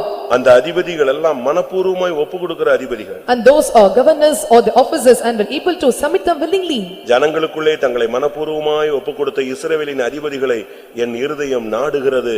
My heart is seeking after or it is toward the governors of Israel that offered themselves willingly among the people. எத்தனை பேர் நீங்க சத்தியத்துக்கு மனப்பூர்வமா ஒப்பு கொடுக்கறீங்க? And how many are able to submit yourself willingly to the truths? ரோமர்களின் நிருபத்தில் நாம் பார்க்கும் பொழுது when we look into epistles to Romans அங்கே பவுல் என்ன பேசுகிறார்? and what Saint Paul speak there இந்த ஒப்பு கொடுக்கிறத பத்தி என்ன பேசுகிறார்? and what he tell about offering or delivering up. ரோமர் 6:17 6:17 of Romans. முன்னே நீங்கள் பாவத்திற்கு அடிமைகளாயிருந்தும் இப்பொழுது உங்களுக்கு ஒப்புவிக்கப்பட்ட உபதேச சட்டத்திற்கு நீங்கள் மனப்பூர்வமாய் கீழ்ப்படிந்ததினாலே தேவனுக்கு ஸ்தோத்திரம். எப்படி மனப்பூர்வமாய் நீங்கள் உபதேச சட்டங்களுக்கு கீழ்ப்படிந்தபடியினால் தேவனுக்கு ஸ்தோத்திரம். And God be thanked for ye have obeyed from the heart that formed the doctrine which was delivered to you. இதுதான் பைபிளுங்க. And this is said in Bible. அதனால ஆவியானவருக்கு நீங்க ஒப்பு கொடுக்கிறது போல வசனங்களுக்கும் நீங்க மனப்பூர்வமா ஒப்பு கொடுக்கணும். So like how you are willingly surrender to the Spirit of God and you have to willingly submit yourselves for the word of God. முடிக்கிறதுக்கு முன்னாக And before I end up, இரண்டு அதிபதிகளை பார்த்து முடிக்கலாம். and let us see about the two captains and we can wind up. ஒன்று First thing, ஆதியாகமம் 42:6. 42:6 of Genesis. ஆதியாகமம் 42:6. யோசேப்பு அத்தேசத்துக்கு அதிபதியாய் இருந்து யோசேப்பு எகிப்துக்கு அதிபதியாக இருந்தான். And Joseph was the governor of the land. ஒன்று. இரண்டாவது Second thing, Daniel 2:48. 2:48 of Daniel. தானியேல் 2:48. பின்பு ராஜா தானியேலை பெரியவனாக்கி அவனுக்கு அநேகம் சிறந்த வெகுமதிகளை கொடுத்து அவனை பாபிலோன் மாகாணம் முழுதுக்கும் அதிபதியாகவும் பாபிலோனில் உள்ள சகல ஞானிகளின் மேலும் பிரதான அதிகாரியாகவும் நியமித்தான். அவனை அதிபதியாக வைத்தான். And he appointed him as a governor. இன்னும் சொல்ல போனால் It to say so more, Daniel 5:16. 5:14 of Daniel. 5:16. 5:16 of Daniel. பொருளை வெளிப்படுத்தவும் கருகலானவைகளை தெளிவிக்கவும் உன்னாலே கூடுமென்று உன்னை குறித்து கேள்விப்பட்டேன். இப்போதும் நீ இந்த எழுத்தை வாசிக்கவும் இதன் அர்த்தத்தை எனக்கு தெரிவிக்கவும் உன்னாலே கூடுமானால் நீ இரத்தாம்பரமும் கழுத்திலே பொற்சரப்பணியும் தரிக்கப்பட்டு ராஜ்யத்திலே 3ஆம் அதிபதியாய் இருப்பாய் என்றான். ஒருவன் எகிப்தின் அதிபதி, ஒருவன் பாபிலோனின் அதிபதி. One is the governor of Egypt and another is the governor of Babylon. பழைய ஏற்பாட்டில் கிறிஸ்துவுக்கு முன்னடையாளமான பரிசுத்தத்துக்கு சாட்சிகளான ரெண்டு பேர் இவங்க ரெண்டு பேர் தான். And for the shadow of the Christ and who was a witness for the holiness, and these two stood for the holiness. தானியேல பரிசுத்தத்துல எவனுமே குறை சொல்ல முடியாது, யோசேப்பை ஒருவனுமே குறை சொல்ல முடியாது. And no one can accuse in the matters of the holiness to Daniel as well as to Joseph. தானியேல நீங்க படிச்சு பாத்தீங்கன்னா பரிசுத்தத்தின் ஊழியனுக்கு ஒரு அடையாளம், யோசேப்பு பரிசுத்தமுள்ள ஒரு விசுவாசிக்கு அடையாளம். When you read about the Daniel, and he was the shadow and he was a type for the servants of God, and Joseph for the believers. ஏன்னா ஒருத்தன் குடும்பஸ்தன், ஒருத்தன் குடும்பம் இல்லாதவன். Because one was a family man and another was do not have any family. ஆனா ரெண்டு பேரும் ரெண்டு தேசத்துல அதிபதியா இருந்தாங்க. But both of them, and they were the rulers for different two countries. இது எதை காண்பிக்கிறது? And what it shows? எகிப்தின் அதிபதியா இருப்பதுங்கிறது அடிமைத்தனத்தின் மேல் ஒரு ஜெயத்தை காண்பிக்கிறது. So saying that, and he was the governor of Egypt and he was a conqueror over all his bondage. நீங்க பாவத்துக்கு அடிமையா இருந்தது மாதிரி இன்றைக்கு நீங்க தேவனுக்கு அடிமைகளாய் மாறணும். And now once you were the servants or slaves to sin, and you must become the servants to God. அடுத்து அவன் பாபிலோன் மேல் அதிகாரியா இருந்தான், அதிபதியாக இருந்தான். And he was the governor over Babylon. Babylon என்கிறது ஒரு நாகரிகத்தை காண்பிக்கிறது. And Babylon shows a civilization. ஆடம்பரம். It shows pompousness. பாவங்களுடைய தாய். And it is the mother of sin. வேசித்தனத்தின் தாய். And it is a mother of harlot. அருவருப்புகளின் தாய். A mother of abomination. இப்படி எல்லாம் பாபிலோனுக்கு பல பேர் பைபிள்ல இருக்கு. And there are various names given to Babylon in Bible. அந்த தேசத்துல தான் இருந்தான், இவன் அதுக்கு அதிபதியா இருந்தான். And he was the governor in the such lands. இதுதான் ஒரு விசுவாசியினுடைய ஒரு ஊழியனுடைய அடையாளம். And this is the symbol or sign of a believer or a servant of God. ஆடம்பரம் இந்த உலகத்துல இருக்கும், ஆடம்பரத்துக்கு மேல நீ ஜெயம் கொள்ளணும். So there will be ornamentation in this world, but you have to conquer over all those things. உலகத்தை நீ ஜெயிக்கணும். And you must overcome the world. அதனால தான் நம்ம உலகத்தை எதிர்க்கிறோம். So that's what we are resisting the world. உலகத்தின் ஆடம்பரத்தை வெறுக்கிறோம். So we are hating the pompousness of this world. உலகத்துக்குரியது எதையுமே வைக்க கூடாது. தானியேல் ரொம்ப டிஃபரண்டானவர். And we should not have any things of the world, and Daniel is an entirely different person. மாம்சமாய் இருக்கிறவர்களோடே வாசம் பண்ணாத தேவன் தான் யாரு? தானியேல். And who dwell not with the flesh, and such a person is Daniel. அவன் என்னெல்லாமோ செய்யலாம்.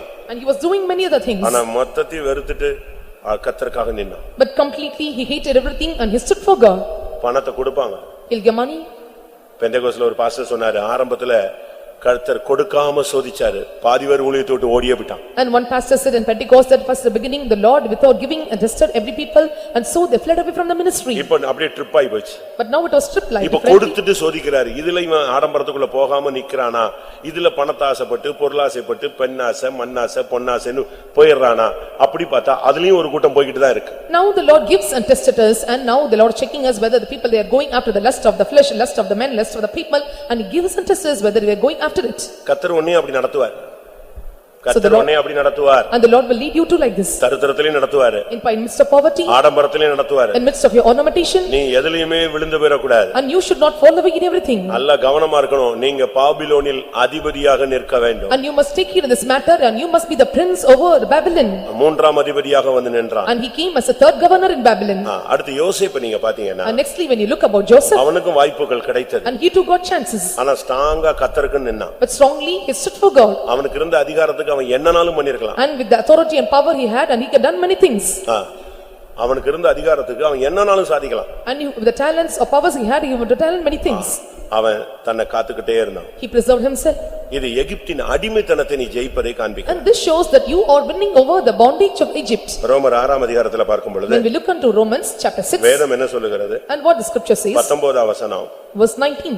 முன்னே நீங்கள் அக்கிரமத்தை நடப்பிக்கும்படி உங்களுடைய அவயவங்களை அசுத்தத்திற்கும் அக்கிரமத்துக்கும் அடிமைகளாக ஒப்புக்கொடுத்தீர்கள். So in the beginning, and you have delivered your body for all this thing, iniquities and iniquity unto iniquity and uncleanness, and your members were yielded to it. 19ஆம் வசனம் அதை சொல்லுகிறது. The verse 19 says this. ஆனா அதே வசனம் இன்னொன்னு என்ன சொல்லுகிறது? The same verse and what it was telling the other இப்பொழுது matter. பரிசுத்தமானதை நடப்பிக்கும்படி உங்கள் அவயவங்களை நீதிக்கு அடிமைகளாக ஒப்புக்கொடுத்தீர்கள். Even so now you yield your member servants to righteousness and to holiness. இதனுடைய முடிவு என்ன? And what is the conclusion of it? 22ஆம் வசனம் சொல்லுகிறது, Verse 22 says, நீங்கள் பாவத்திலிருந்து விடுதலையாக்கப்பட்டு now you are made free from your sins, தேவனுக்கு அடிமைகளானதினால் and you have become the servants to God, பரிசுத்தமாகுதல் உங்களுக்கு கிடைக்கும் பலன். and the holiness become your fruit, முடிவோ நித்திய ஜீவன். and the end is everlasting life. அதனாலதான் அவன் அதிபதியாக இருந்தான். And so he was a governor.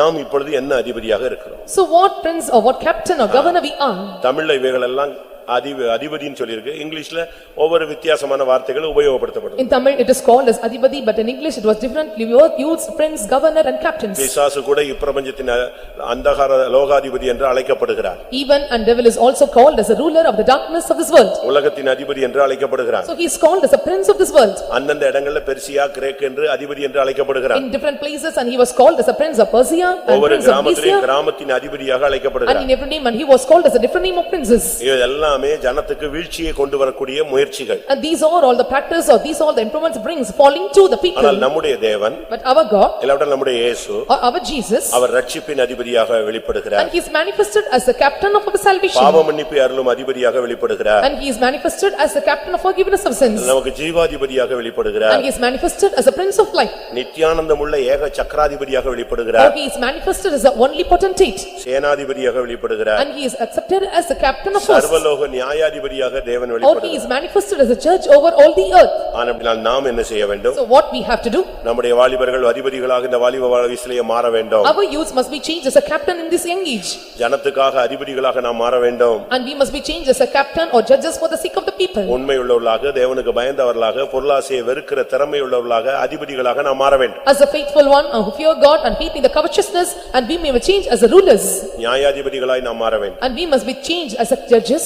யுத்த மனிதரின் அதிபதிகளாக மாறி சத்துருக்களை மிதிக்கக்கூடியவர்களாய் மாற வேண்டும். And we must be turned as a captain of the men of war, able to trample over our enemies. இந்த சத்தியத்துக்கு மனப்பூர்வமா நீங்கள் ஒப்புக்கொடுக்கிற அதிபதிகளாய் மாற And வேண்டும். you must be changed as a captain who is able or willingly able to surrender for the truths of God. அப்படி மாறும் பொழுது If you are changed, இந்த ஆடம்பரத்தை நாம் ஜெயிக்கலாம். and you are able to conquer or win over this ornamentation. விசுவாசிக்கிறவனை அன்றி உலகத்தை ஜெயிக்கிறவன் யார்? And then rather than he that believe, and who can overcome this world? விசுவாசமே உலகத்தை ஜெயிக்கிற ஜெயம். And our faith is a overcome, that can overcome the world. நீங்கள் பாவத்துக்கு ஒரு காலத்தில் அடிமையாக இருந்தீர்கள். In one time, and you were servants to sins. இப்பொழுது தேவனுக்கு அடிமைகளாக கர்த்தர் உங்களை கொண்டு வந்திருக்கிறார். Now the Lord taught you நீங்கள் that you must தேவனுக்கு become, அடிமைகளாக இருந்தால் and if you are the servants of sins, உங்களுக்கு பரிசுத்தமாகுதல் உங்களுக்கு பலனாய் கிடைக்கும். and the holiness you will receive as a fruit or reward. முடிவு நித்திய ஜீவனாய் மாறும். And the end will be the everlasting life. எல்லாரும் கண்களை மூடுவோம். Let us all close our eyes. ஏனென்றால் முழங்கால் படியிடுவோம். Or if possible, let us all bend our knees.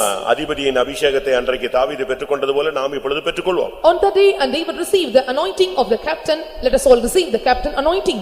தாவீது அந்த அபிஷேகத்தை பெற்றுக்கொண்டான். And David received the anointing. Saul அந்த அபிஷேகத்தை பெற்றுக்கொண்டான். And Saul too received the anointing. எசேக்கியா அந்த அபிஷேகத்தை And பெற்றுக்கொண்டான். Hezekiah received the anointing. anointing. ஒருவேளை சவுலை போல நீங்கள் அந்த ஜனத்தின் அதிபதிங்கிற அபிஷேகத்தை இழந்திருக்கலாம். And perhaps like a Saul and you also have lost your anointing. ஒரு 2 நிமிஷம் முழங்கால் போடுங்க, அந்த அபிஷேகம் ரினியூவல் ஆகும். For 2 minutes, let us all bend our knees and the anointing will be renewed to us. ஆமென். எல்லார் கண்களை மூடுவோம். Let us all close our eyes. ஒரு அபிஷேகம் நம்ம மேல இறங்கணும். Let the anointing come upon us. அதிபதியின் அபிஷேகமா இறங்கணும். It may become as an anointing of a captain. நீ ஜனத்துக்காக சபைக்காக யுத்த மனிதனாய் மாற வேண்டும். And you must become the men of war for the sake of the church, for the people. இந்த சபைக்காக சத்தியத்துக்காக நீ திறமையுள்ளவனாய் மாற வேண்டும். And you must become the talented one for the sake of the church and for the people. கர்த்தர் ஒரு அபிஷேகத்தை இப்பொழுது தரட்டுமே. And the Lord give you anointing right now.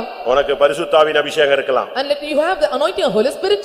உனக்கு பலவிதமான அபிஷேகத்தை கர்த்தர் கொடுத்திருக்கலாம். And the Lord have given you diverse anointings. ஆனால் இன்றைக்கு கர்த்தர் உனக்கு கொடுக்கிற அபிஷேகம் அதிபதியின் அபிஷேகம். The right today or right now the Lord give you is the anointing of being a captain. ஹalleluya. எத்தனை பேர் பெற்றுக்கொள்ள விரும்புகிறீர்கள்? How many desire to receive this? ஆமென். அத்தனை பேர் இப்பொழுதே பெற்றுக்கொள்ளுங்கள். And all of you receive right now itself. ஹalleluya. ஆமென். அதிபதியின் அபிஷேகம் உனக்கு இன்னைக்கு கிடைக்குமானால் If you receive the anointing of being a நீங்கள் captain, மனப்பூர்வமாய் உங்களை ஒப்புக்கொடுப்பீர்கள். and willingly you will surrender to it. ஆமென். நீங்கள் உலக பொருளாசையை வெறுப்பீர்கள். And you will hate the covetousness. உண்மையுள்ளவர்களாய் மாறுவீர்கள். And you will turn as the faithful ones. ஆமென். நீங்கள் ஜெப வீரர்களாய் மாறுவீர்கள். And you will become the prayer warriors. எல்லா அடிமைத்தனத்தையும் ஜெயிப்பீர்கள். And you will conquer all the bondage and slaveries. ஒரு நிமிஷம் நீங்கள் பெற்றுக்கொள்ளுங்கள். A minute, let us receive the power.